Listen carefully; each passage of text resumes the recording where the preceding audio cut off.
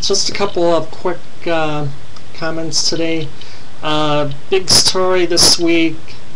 Astros pitcher Shawn Chacon attacks his general manager.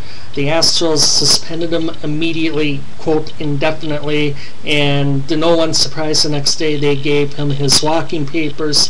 They intend to release him with cause. They intend not to pay him the $1 million or so he has remaining on his contract. And not surprisingly, the Players Association intends to contest that.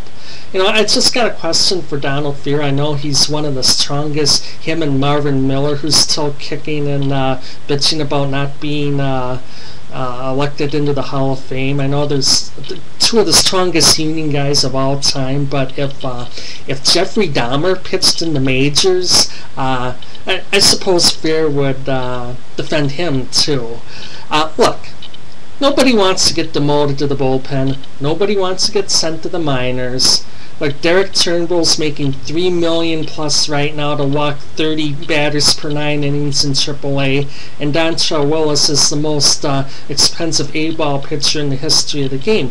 No one wants to get demoted. Bill Hull demanded a trade recently. You know, he couldn't understand why he was getting benched while he was hitting .215 or whatever it was. And, you know, no matter how much people make, nobody wants to get demoted, nobody wants to get benched, but you don't go Latrell Sprewell on your general manager. But, I mean, should we expect anything else from Chacon? He's got to be the meanest looking guy from the state of Alaska I've ever seen. This is his mugshot, in fact.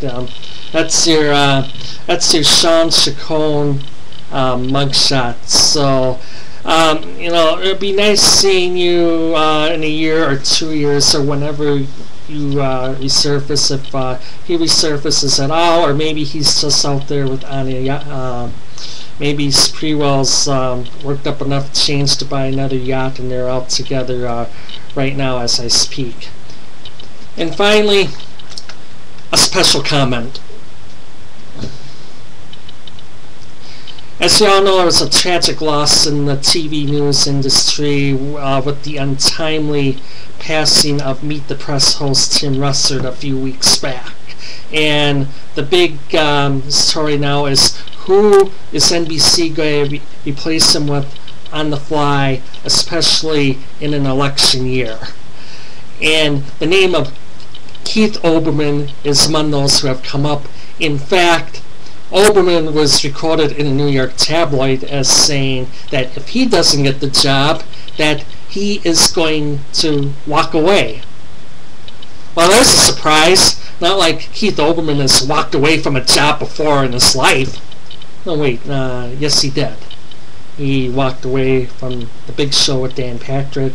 He walked away from gig at Fox. I think the previous gig at NBC Sports. He's walked away from more stuff than we've ever known, but it would be for Keith to talk like that. I mean, can you wait for somebody's body? If this is true, can you wait for somebody's body to get cold before lobbying for a job? I mean, be happy hosting Countdown. Be happy being on Football Night in America. Be happy having box seat tickets at $200 a crack or whatever behind first base in Yankee Stadium. Be happy with all that. But to try saying that you deserve to replace one of the great Americans of all time. I mean, we know you consider yourself a great patriot, Keith Olbermann, but Hillary Clinton, who hung in until the final primary, even though she was all but mathematically eliminated, because as we all know, something unfortunate happened to the Democratic frontrunner once upon a time. Hillary Clinton thinks you are out of control, Keith Olbermann. Keith Olbermann, get a hold of yourself. Good night and good luck.